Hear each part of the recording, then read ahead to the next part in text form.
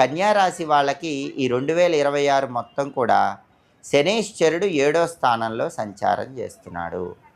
సప్తమ శని దోషం ఉంది. 7వ ఇంట్లో శని ఉన్నప్పుడు ఏం జరుగుతుంది? సంబంధాలు చేతి వరకే వచ్చి నిశ్చయం కాకుండా జారిపోతూ ఉంటాయి. పెళ్ళిళ్ళు లాస్ట్ మూమెంట్లో ఫిక్స్ అవ్వకుండా ఏదో ఒక కారణంతో క్యాన్సిల్ అయిపోయే అవకాశం ఉంటుంది.